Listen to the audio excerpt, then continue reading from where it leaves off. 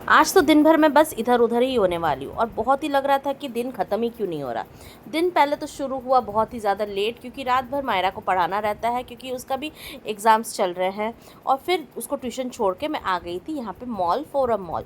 तो यहाँ पे आने का मतलब था कि यहाँ मेरी फ्रेंड आई हुई थी पास में, उनकी मम्मी का बर्थडे था, तो उनके लिए गिफ्ट खरीदने के लिए। तो कुछ आइडिया भी हो जाता है, एक जन और रह जाता है कि क्या चाहिए। और कोइंसिडेंसली मैं भी वहीं आसपास सिविल में थी, तो बस ट्यूशन के सामने ही था, तो मैं भी आ गई अपने दोस्त का हेल्प करने के लिए। तो यहाँ पे हम लोग आंटी के लिए कुछ अच्छे अच्छे कपड़े देखने लग गए। मैक्स में ही हम लोग आए थे, उससे पहले वो पैंटलून वगैरह हो आई थी।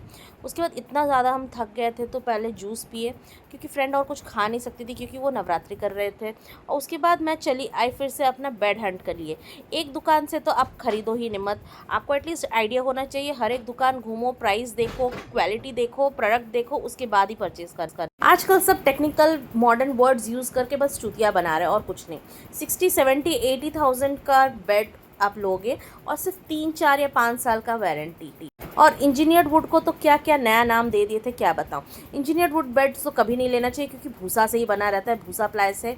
और बाकी MDF से फाइबर वगैरह का कुछ बना रहता है, वो भी कुछ दिन के लिए ठीक है। ये जैसे हम लोग को अच्छा लग रहा था कि प्राइस रेंज भी 30 कुछ था, बट वही है, आप 30 दोगे और 20 क्यों नहीं देके एक्स्ट्रा अच्छा क्वालिटी का आप ले लोगे, क्योंकि हो सकता है कि पानी लगने से फूल सकता है। और ये सब इन्वेस्टमेंट होता है, एक एक बार आप लेते हो तो सालों साल रहता है, बार बार हम ये चीज़ कर नहीं सकते हैं। फिर उसी के नीचे गोदरेज में हम लोग आए। गोदरेज में भी हम लोग ने देखा बहुत सारा, मैक्सिमम तो इंजीनियर्ड वुड से ही भरा हुआ था, और प्राइस लगभग सब वैसे ही। मैं तलाश कर रही थी कि वुडन प्लाई में कुछ हो कि वो अच्छा और ब्यूटीफुल भी दिखे और नया मॉडर्न भी दिखे।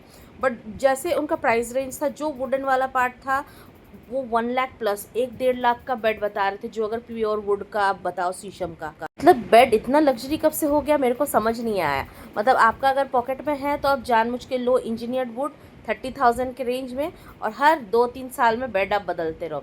फिर अब टाइम हो गया था मायरा का ट्यूशन का छुट्टी, और सनसेट इतना खूबसूरत दिख रहा था कि क्या बताऊँ। तो फिर से हम लोग सिविल गए, राउरकेला से मायरा को पिक किया, फिर हम राउरकेला गए, क्योंकि मायरा मैडम को भूख लग रही थी।